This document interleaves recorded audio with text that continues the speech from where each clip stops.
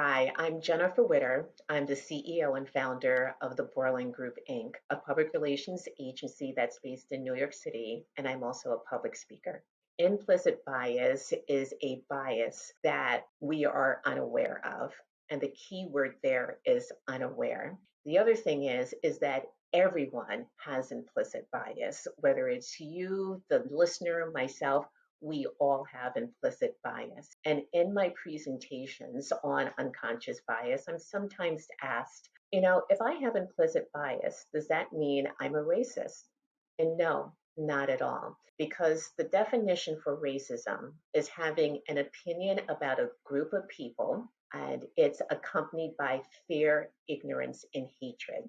The person who is a racist is quite aware of it, and they use it as their master status. So if you're a member of the Proud Boys or the Aryan Nations, you pretty much know where you stand. But those with implicit bias, again, they are totally unaware. And when they find out they have this bias, they don't wear it as a master status. They are appalled, they're mortified, and they want to change. And so that's the biggest difference between implicit bias and racism, and the definition for implicit bias that we're going to be working under. A lot of people are so surprised to find out that with implicit bias, it starts when we are so young, when we are in preschool around the ages of 4 and 5. And those biases, we only have two when we're that young. And it starts out around race and gender.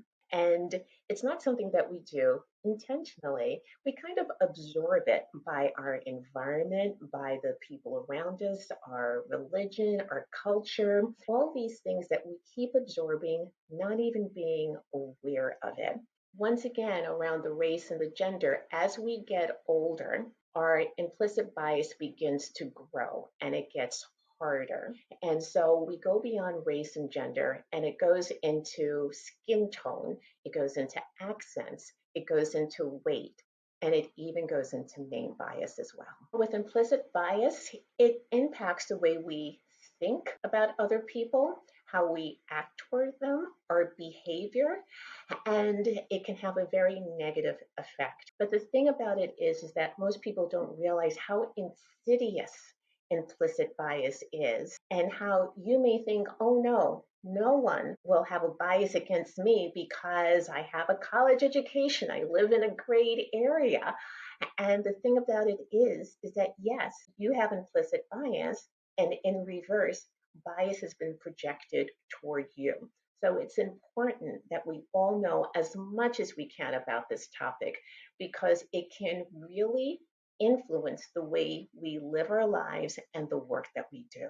Name bias has been around since we first started using names, and it's only recently that there have been studies coming out that show the impact of name bias on our professional lives.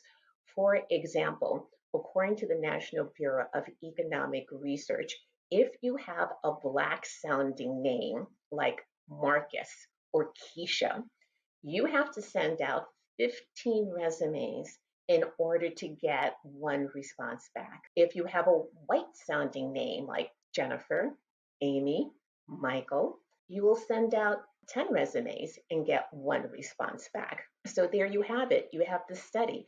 But there are a lot of other studies out there. For example, and I mentioned this in the op-ed, there is a study that was done by the University of California at Berkeley and the University of Chicago. And they sent out, I think, over 80,000 job applications to over 100 companies. Half of them had Black sounding names, the other had white sounding names. And the result was that those with Black sounding names got 10% less callbacks. And another thing I wanted to mention is that the unemployment numbers recently came out. And for whites, it's at 3.2%. For Blacks, it's at 5%.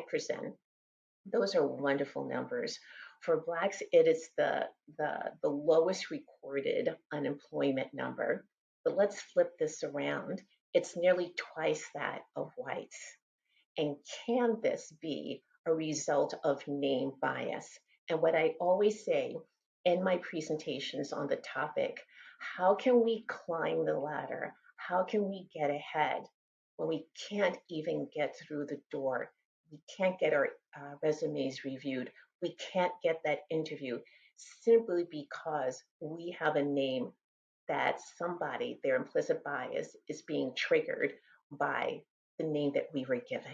There are many advantages for companies to have a diverse and inclusive workforce. One of the things is that when you have a workplace that represents the population, you get a greater perspective, you get richer and more informed thinking about the way you go about work, about the way you solve problems, because it won't be coming from an insular group that may or may not share the same ideas, but when you broaden it out, you enrich the thinking that you will benefit from. The other thing is that for younger generations, they're looking at companies deeply. They're looking at their staffs. And for example, if they see a company that's primarily white, they are going to be looking at another company that is more diverse, more inclusive, because what you want when you're working with a company is to feel a sense of belonging. You want to have that psychological safety, and you will go to the company where you feel most comfortable.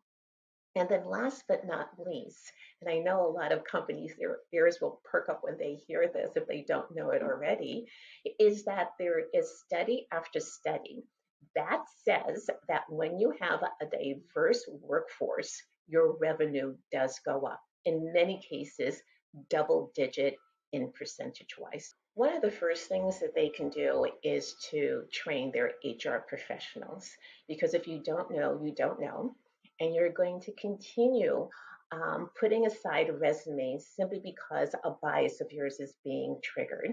So you have to continuously train your HR professionals in your company to help them identify this bias that they are unaware of.